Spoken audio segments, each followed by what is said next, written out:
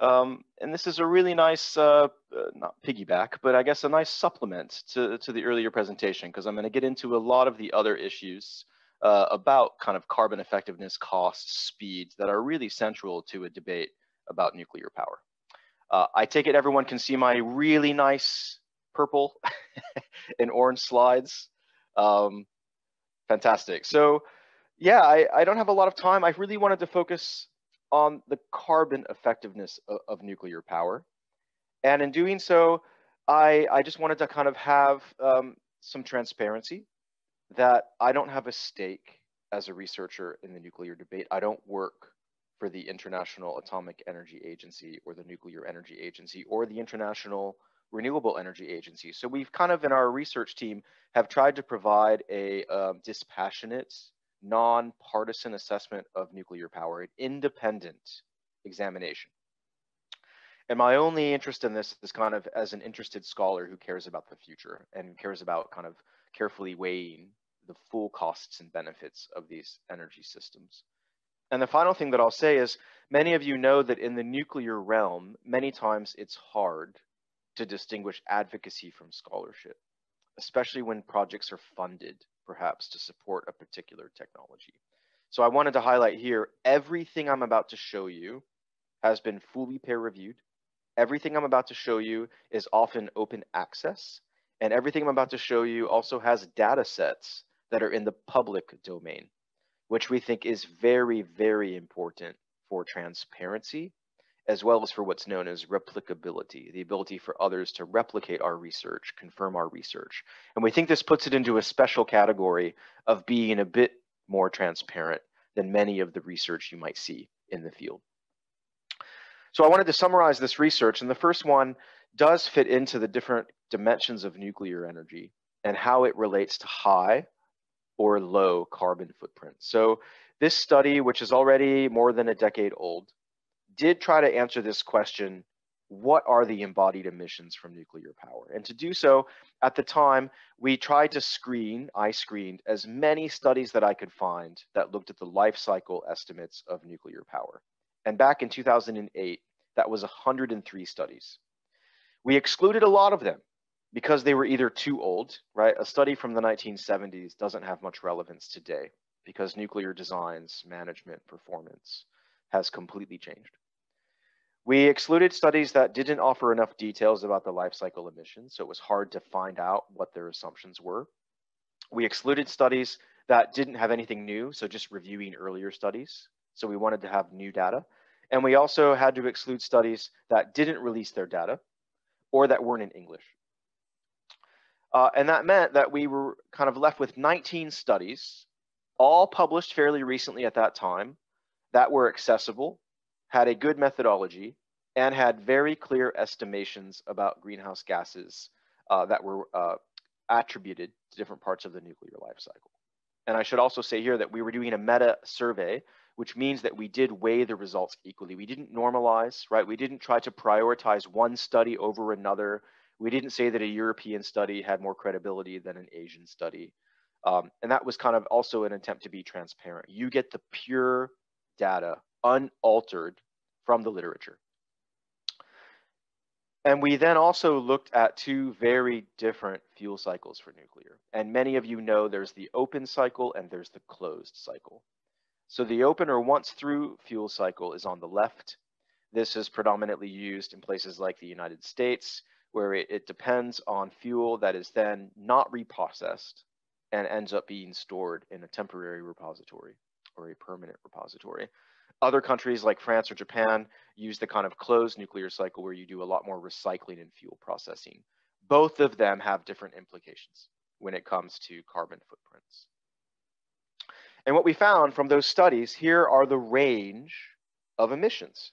And you can see we've broken them into the five different parts of the nuclear fuel cycle, right? So you can see front end, which is things like uranium mining and fuel enrichment, construction, which is building the power plant, operation, which includes refueling and maintenance, the back end, which includes spent nuclear fuel and reprocessing, and then decommissioning. And I have to say, many, many studies don't even include all of these fuel cycles. They often exclude the front end, and they often exclude decommissioning. And what you can see in the pie chart is how those emissions kind of play out.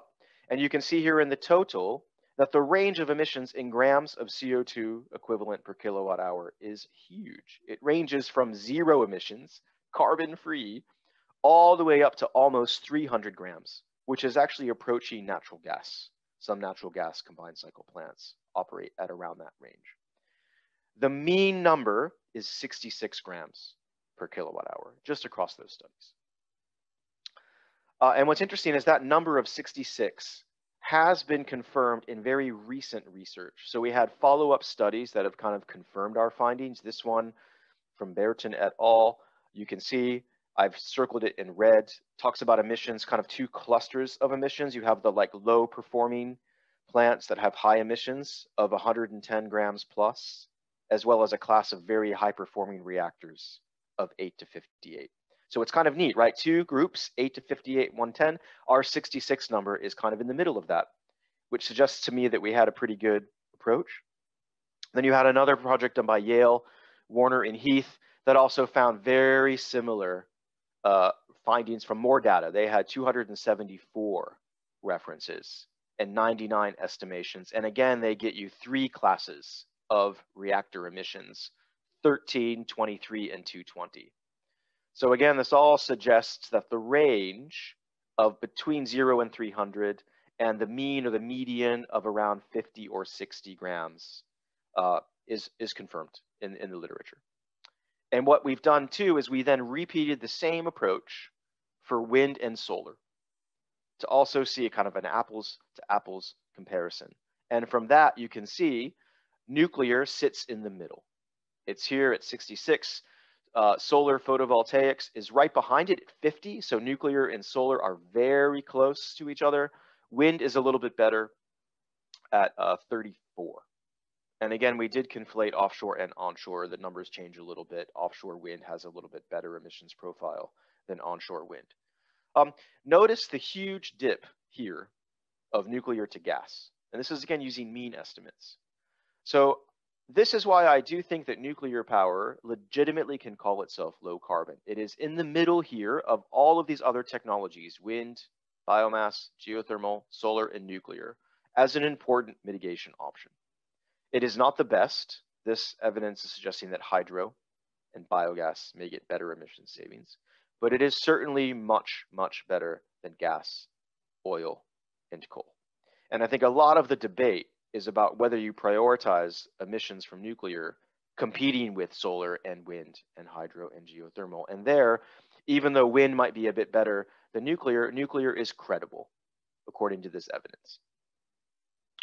However, one of the other risks that we've often explored in our literature is that nuclear is tough to build.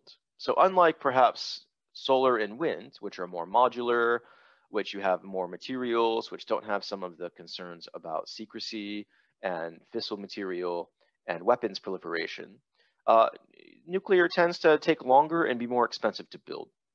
So a second set of research we did, which has been published here in Energy and Energy Research and Social Science, has looked at construction costs using real data. So this is not overnight costs. This is actual real construction costs accounting for inflation.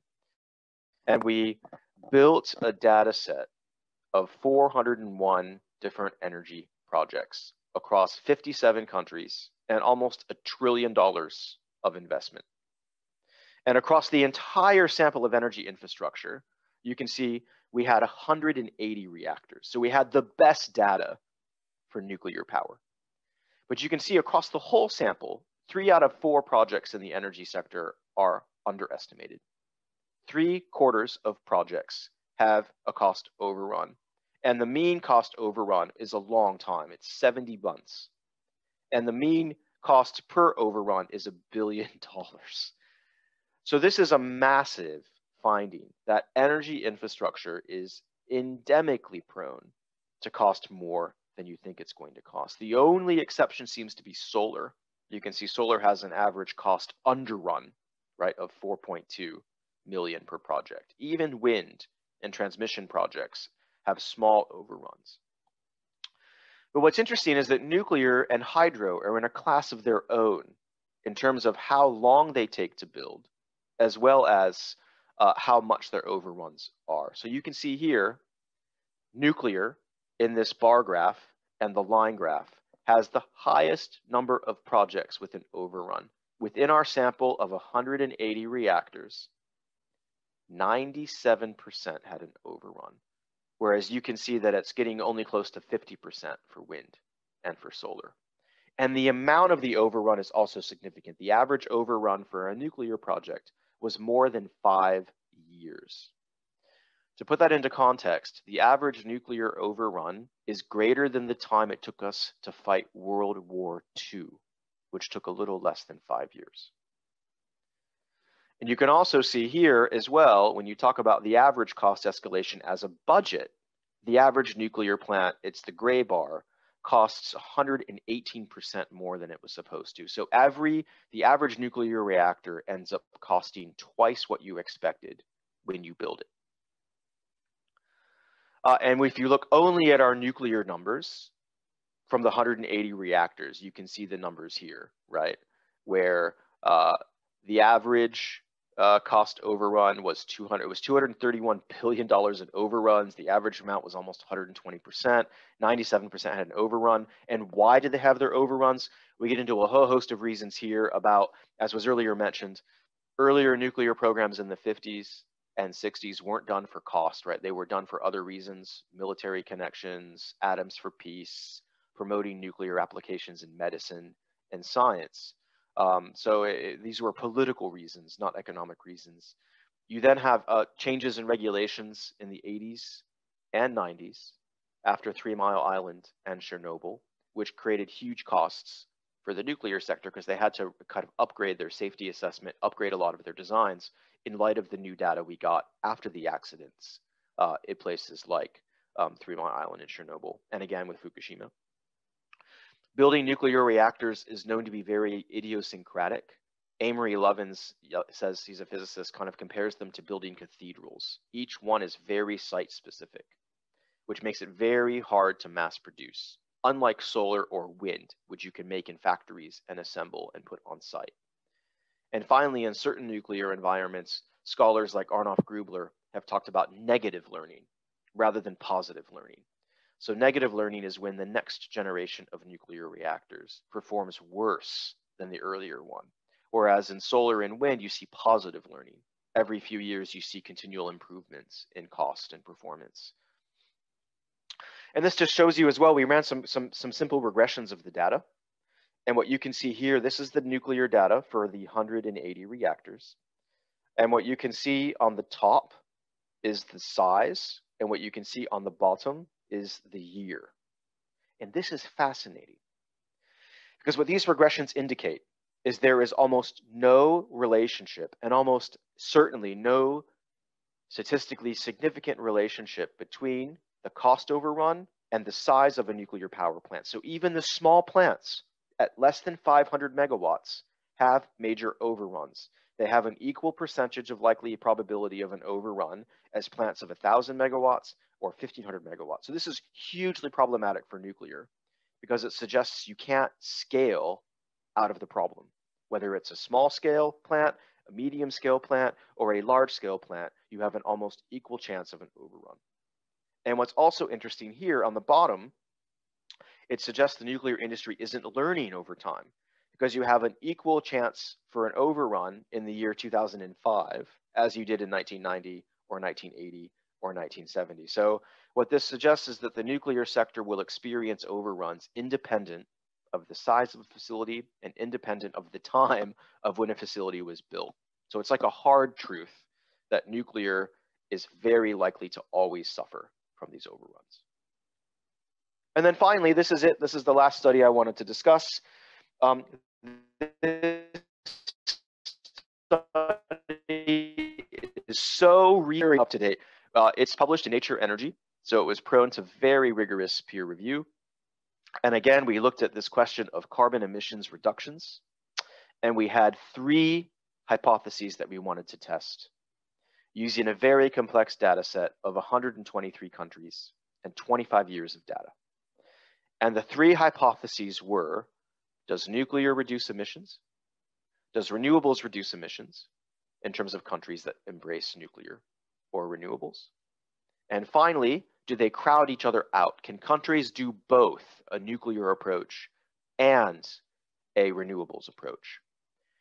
And we find very significantly that in fact, renewable energy countries, countries that adopt renewable energy, have lower levels of carbon emissions. Nuclear countries, we cannot prove that to be the case. The data does not support that countries that embark on nuclear see equally rapid reductions in emissions. And we interpret from this data to suggest that renewable countries are seeing historically stronger emissions reductions than the other. We also show, unfortunately, that the two options do crowd each other out. They are path dependent. They are antagonistic with each other. They are mutually exclusive, which does mean that once countries commit to a nuclear pathway, they tend not to invest in renewables. And once they commit to a renewables pathway, they tend not to invest in nuclear. So it really calls into question this notion of a portfolio approach, this idea that nuclear options can coexist harmoniously with renewables options in our portfolios of energy systems. It does suggest that planners have to choose one or the other. And if they are going to choose based on carbon, we suggest renewables. Now, of course, this study is only looking at one variable, emissions reductions. So there could be a whole host of other reasons to embark on nuclear, like its connections to medical science, or its connections to jobs, or growth, or manufacturing, or innovation, or its connections to things like military applications. So there could be a whole bunch of other reasons that nuclear makes sense. But if you're only looking at carbon, it doesn't. Also, our study is only historical, right? So it could very well be that new nuclear designs and future trajectories could be very different than historical ones. So there are a lot of caveats in our study. We were quite shocked with the findings because when we embarked on this research design, we weren't actually sure what we would find. And I think that our study, although we did not talk about small modular reactors, my colleague here, Mark Cooper, who is from Yale, has done work on small modular reactors and is suggesting that if you look at kind of recent development patterns and expert solicitation, expert thoughts about where they will be, you can see here, even under best case scenarios of what Mark is calling small modular reactor optimists, which anticipate designs in 2020, which may not be coming, or 2030, they're still going to be much costlier in terms of installed kilowatt than wind and solar, which you can see are well below the black line for nuclear. So although we didn't study small modular reactors, I have seen good evidence to suggest you should be a bit skeptical about where they're going to go. Okay, my last slide to conclude. Nuclear energy is not carbon-free. It is not zero carbon.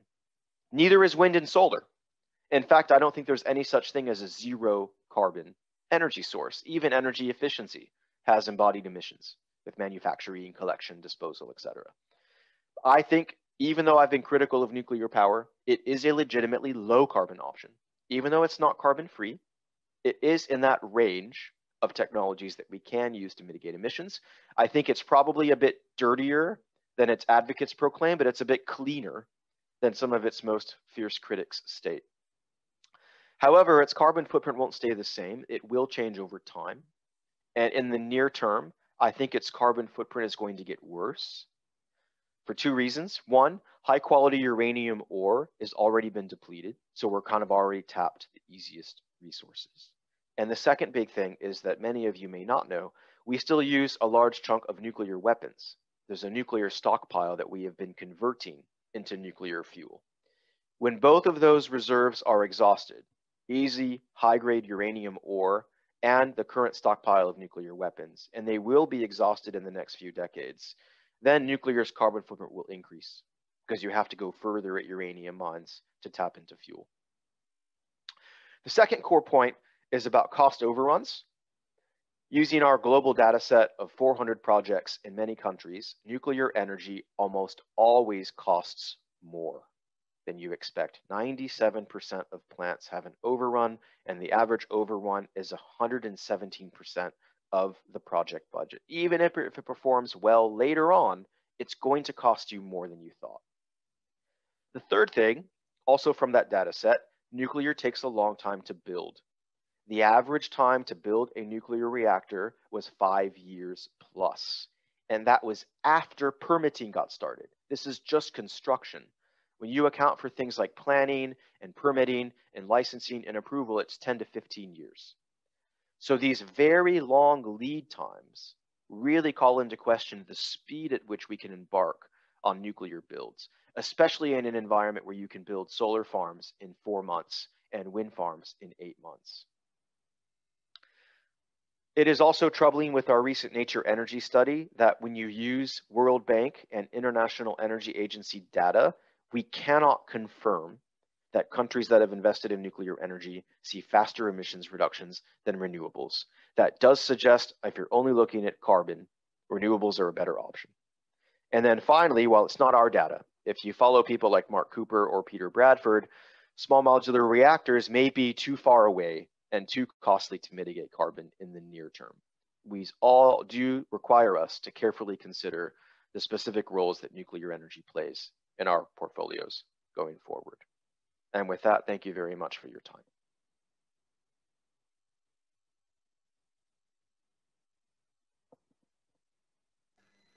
Já děkuji za tento příspěvek panu Benjaminu K. Sovacoolovi z Univerzity v Sussexu a máme připraveny z režimu Q&A doplňující otázky, takže se na ně podívejme. Ta první zní: u porovnání emisí náročnosti s jak dlouhou životností bylo počítáno u fotovoltaických elektráren?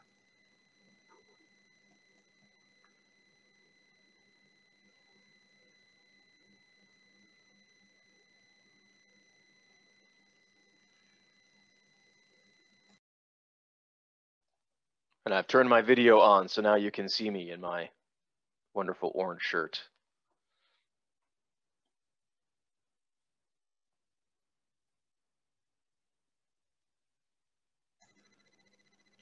Pokud jste neslyšel otázku, tak zopakuji. U porovnání emisní náročnosti s jak dlouhou životností bylo počítáno u fotovoltaických elektráren?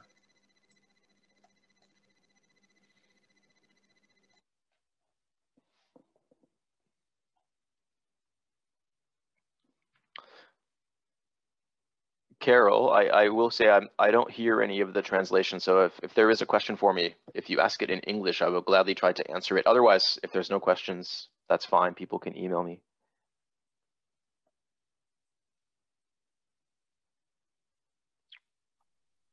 Well, I can. I can read this question. So there is question that during your study about emission intensity, what was your assumption about lifetime of solar PV? Yeah. Power Great plants? question. And I can see now, I see that the questions are separate from the comments. So I see some of the questions now. Yeah, so we didn't, this is one of the benefits of our meta survey approach. For both nuclear and for wind and solar, we didn't take a fixed lifetime. We didn't say it was 20 or 30 years or 50 years or 70 years. We only went with what some of the assumptions of the studies already had. And there were some studies for the nuclear sample that did expect very long lifetimes, 70 years, 80 years, which of course create very low emissions profiles. There were other studies that produced 20 years, especially with some of the Chinese reactors, or things like experimental reactors like the fast breeder reactor in Japan, which wasn't expected to operate for that long. Same with wind and solar. I remember too, there were some assessments for rooftop solar that only expected a 10-year lifetime. And there were others that went up to 40 years. I think most of the wind turbine literature suggested 20 years. But we never normalized that. So really, we took within each of the life cycle studies we examined and included in our assessment whatever bounds they set. So it was whatever lifetime they had for the technology. And that meant we were able to capture a diversity of assumptions with a diversity of different lifetimes. But they certainly did factor into the emissions numbers that we showed.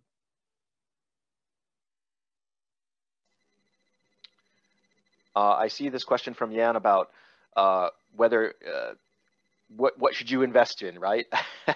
Wind turbines or batteries, etc. I think very, very recently, solar photovoltaics have seen dramatic improvements in cost. This was in some of the earlier presentations, as well as for wind. I think the metric that you should probably use is the levelized cost of energy. And levelized costs that I've seen, you kind of have a whole host. Energy efficiency tends to have really good levelized costs of 2 to 3 euro cents per kilowatt hour. I don't know the resource base for the Czech Republic myself, but it would also suggest generally things like wind, solar, landfill gas, natural gas, coal, especially if it's already been paid off, are usually low cost energy sources. So I would say the portfolio will depend on those different options, as well as things like tariffs and things like the strength of the grid. And you're right, one of the other questions too was about, we did not touch on levelized cost. Absolutely. There's really good evidence from either ARENA or Jacquard's has a really nice levelized cost update published every year. But we didn't do that. We were only looking at carbon or cost overruns or mitigation efficiency. And that's because everyone already covers LCOE pretty well. And the numbers that I've seen, again, do support that new nuclear build is in the same range as some wind and some gas at about 5 to 15 cents. Although advanced nuclear is much more expensive. It's like 30 or 40 cents per kilowatt hour. One of the other issues with most levelized costs of energy too is they tend to exclude decommissioning. They also tend to exclude a lot of the upstream stuff for nuclear. So LCOE doesn't always give you an accurate picture of the full cost of energy. You've got to carefully check the assumptions and the life cycle boundaries of how they did their LCOE.